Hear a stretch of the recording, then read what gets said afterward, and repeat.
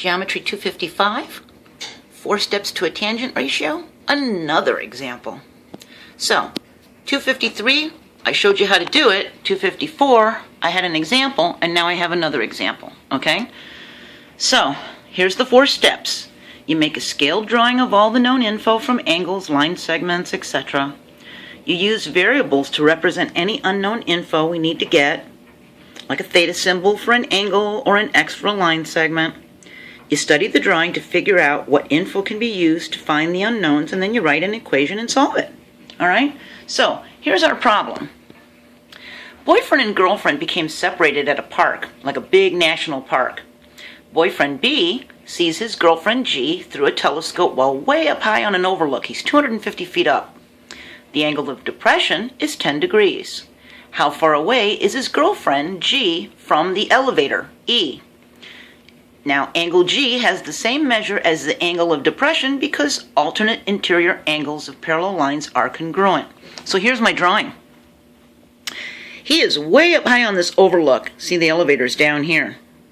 And he's looking through the telescope. He's got an angle of depression of 10 degrees right here. And she is way over here. She just wandered off.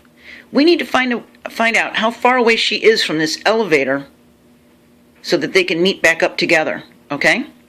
So, the information that we have is, we have an acute angle, the 10 degrees right here, and an opposite side, the 250 feet up on the overlook, all right?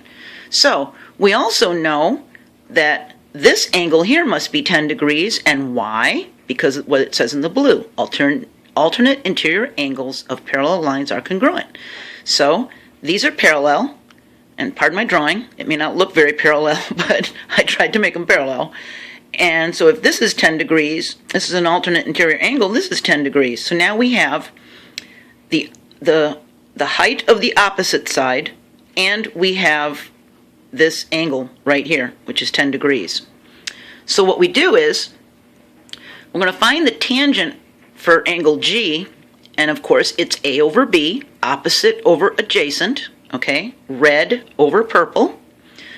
And because it's red over purple, the opposite over adjacent, we're going to put the 250 over the x. See? I'm going to rewrite the problem so that we're solving for x. X equals 250 times, and then looking up from a trig table, under tangents for 10 degrees, I found 0.1763.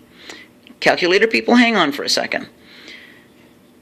I multiplied it on my calculator and came up with 1,418.0374. So we know, rounding it off, that his girlfriend wandered about 1,418 feet away. That's how far she is away from the elevator, give or take a couple inches, okay?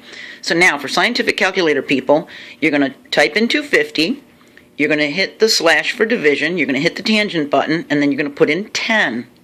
And you should come up with the same thing, okay? If you don't have a scientific calculator, it's no big deal. There's lots of trig tables online. There probably is even one in the back of your math book. You still use a calculator, a regular calculator, because then you just use the regular calculator to do this multiplication and come up with the same thing.